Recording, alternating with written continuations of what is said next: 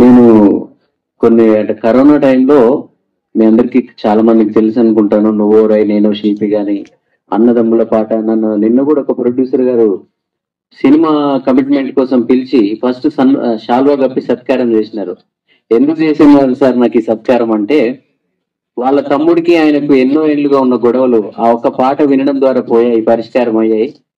So అందుకని ఆ పాట విన్నప్పటి నుంచి ఏ రోజుకైనా నేను చరణ్ అర్జున్ని నేను సినిమా తీస్తే మ్యూజిక్ డైరెక్టర్ గా పెట్టుకోవాలని అనుకున్నాను. ఈ రోజు ఆఫీస్ లో సన్మానించారన్నారు. సో ఇలాంటి ఎన్నో కోకొల్లలుగా ఈ మధ్య కాలంలో 3 రంగుల జెండా బట్టి అనే రేవంత్ అన్న పాట ద్వారా కూడా గవర్నమెంట్ రావడానికి అదే ఒక కారణం అని చెప్పి చాలా మంది చెప్తా ఉంటుంటారు. సో ఇలాగ ఎన్నో వింటూ ఉంటాం, కానీ ఎందుకో సినిమా మార్కెట్ మళ్ళీ నేను సినిమాల మీద ఫోకస్ పెట్టిన తర్వాత నన్ను ఎవరు అనలేదు, బట్ నాకు ఎప్పుడూ భయం వేసింది.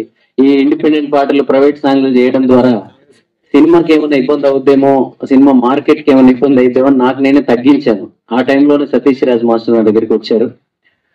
ఇట్లా సాయిబాబు మీద పాట చేయాలి, ఆయన కథాగానం లాగా చేయాలన్నారు. మాస్టర్ నేను చేయను, నాకు సినిమాలకి ఇబ్బంది అవుతుంది, నేను అందుకే తగ్గించేసాను. ఫ్యాన్ ఫాలోయింగ్ ఉంది, మిలియన్ల కొద్ది వ్యూస్ వస్తున్నాయి, అయినా కూడా నా అంతటా నేనే బ్రేక్ ఇచ్చుకున్నాను. ఈ టైంలో వద్దు మాస్టర్ అంటే ఆయన ఒకటే చెప్పారు నాకు, నువ్వు చేసే సినిమా పాటలు ఆ వీడియోలకి ఏమాత్రం తీసిపోకుండా, సినిమా మేకింగ్ కి ఏమాత్రం తీసిపోకుండా నేను చేస్తాను, నన్ను నమ్ము అని చెప్పారు ఆ రోజు. సో నేను నమ్మాను. నేను అనుకున్న దానికంటే ఇంకొక 10 రెట్లు 100 రెట్లు ఎక్కువ తీశారు మాస్టర్ మీరు. ఎందుకంటే మేము తీసే చిన్న చిన్న ప్రైవేట్ సాంగ్లు ఏదో చిన్న కెమెరా పెట్టుకొని అందులో ఉన్న ఎమోషన్ నే మేము మెయిన్ గా తీసుకుంటాం, వీడియోని పెద్దగా పట్టించుకోం. అయినా కూడా ప్రజలందరూ దాన్ని తలకెత్తుకున్నారు, మమ్మల్ని అందరినీ ఆశీర్వదించారు, ఈ రోజు ఇక్కడ దాకా నిలబెట్టారు. కానీ ఈ రోజు దానికి వీడియో కూడా యాడ్ అయింది, అద్భుతమైన వీడియోతో. అంటే కొరియోగ్రాఫర్లతో నాకు ఎప్పుడు మంచి అనుబంధం ఉంటుంది. ఎందుకంటే ఆ రోజు నేను ఇండస్ట్రీకి వచ్చిన కొత్తలోనే స్టైల్ సినిమాలో రారా రమ్మంటున్నా కావచ్చు, మెరుపై సాగరా అనే పాటలు లారెన్స్ మాస్టర్ గారు నన్ను డాన్ సినిమాకి, ఆ సినిమాలు కూడా నన్ను పనిచేయించడం వల్లే నాకు అంత కొంత ఎక్స్పీరియన్స్ వచ్చింది కమర్షియల్ సినిమాలకు ఎలా చేయాలో. ఆ రారా రమ్మంటున్నా అనే పాట ప్రతి డాన్స్ షోలలో ఆ రోజు అంటే నేను ఏ ఒక్క పాట చేసినా కూడా నేను ఒకటి అనుకుంటాను, ఇంకా దీనికి ఎప్పటికీ ఈ సన్నివేశానికి ఈ సందర్భానికి ఇదే ఎప్పటికీ టాప్ లో ఉండాలి అనుకుంటాను.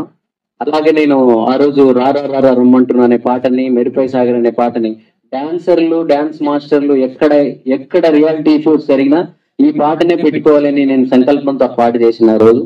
అలాగే ఆ పాటను చాలా షోలలో నేను చూస్తూ వింటూ ఉంటాను. ఈ రోజు సాయిబాబా పాటను కూడా నేను అదే అనుకున్నాను. ఎన్నో సాయిబాబా పాటలు వచ్చి ఉండొచ్చు, సాయిబాబా మీద సినిమాలు కూడా వచ్చి ఉండొచ్చు, బట్ నేను చేయబోయే పాట ఎప్పటికీ అదొక ప్రత్యేక స్థానంలో నిలబడాలి అనుకున్నాను. నల్గొండ గద్దర్ నరసన్న కూడా అప్పటికి ఈ పాట పాడేటప్పుడు తనకి ఏం లేదు. ఇప్పుడు ఈ మధ్య కాలంలో తను ట్రెండ్ అయ్యాడు. ఇది ఎప్పుడు చాలా రోజుల క్రితమే మేము పాడించాం మాస్టర్ నేను కలిసి. సో తను కూడా రావాల్సి ఉండే, బిజీగా ఉన్నారు. So master thank you. మీరు సినిమా బ్యానర్ కూడా ఉన్నారు కాబట్టి సినిమా చేస్తే చాలా మంది ముందు వాడేసుకొని సినిమాలు చేసేటప్పుడు ఫోన్లు ఎత్తారు. సో అలా కాకుండా సినిమా కూడా నన్నే మ్యూజిక్ పెట్టుకుంటారని మనస్ఫూర్తిగా కోరుకుంటున్నాను. థ్యాంక్ యూ వచ్చినందరికీ. సో సార్ మీ గురించి నేను ఒక మంచి మాట చెప్పాలి సార్, అందరు నేర్చుకునే మాట ఇది. నేను ఏదో ఒకసారి అంటే ఒక 5 years బ్యాక్ మరీ జీరో అయిపోయాను జీవితంలో, కొన్ని దెబ్బలు తగిలి కింద పడిపోయాయి, ఏమీ లేదు. అలాంటి టైంలో ఏదో ఒక ఇంటర్వ్యూలో మీరు రియల్ ఎస్టేట్ గురించి చెప్పిన మాటలు ఎప్పుడైనా మీరు కలిస్తే మీ ముందే చెప్పాలని నేను చెప్పలే, విన్నా, బాగా చెవులకు ఎక్కిన తర్వాత నాకు 2019లో కూతురు పుట్టింది. పుట్టిన తర్వాత నెక్స్ట్ ఇయర్ కొడుకు పుట్టాడు. బాగా కరోనా వచ్చింది, ఎలాంటి ఫంక్షన్ చేసే టైం కదండి. అప్పుడు మీరు గుర్తొచ్చి నాకు ప్రతి బర్త్డేకి వాళ్ళ బర్త్డేకి 1 లక్ష రూపాయలు 2 లక్షలు 3 లక్షలు ఖర్చు పెడతాం కదా, జనాలు అందరూ వస్తారు, తింటారు, పోతారు, ఏదో ఆశీర్వదిస్తారు, అయిపోతుంది. ఎందుకు ప్రతి బర్త్డేకి ఆ బర్త్డేకి పెట్టే ఖర్చుతో ఒక ఫ్లాట్ కొనకూడదు అని ఐడియా వచ్చింది నాకు. సో అలాగే ఇప్పటికి వాళ్ళకి 5 సంవత్సరాలు ఉన్నాయి, వాళ్ళిద్దరికి ఎన్ని బర్త్డేలు ఉంటే అన్ని ఫ్లాట్లు కొని పెట్టాను. సో అది నాకు అద్భుతమైన ఆలోచన నాకు కలిగించింది మీరే సార్, థ్యాంక్ యూ సార్. అది నాకు ఇప్పుడు బలం ఇచ్చింది, ధైర్యం ఇచ్చింది, నన్ను నిలబెట్టింది. So thank you.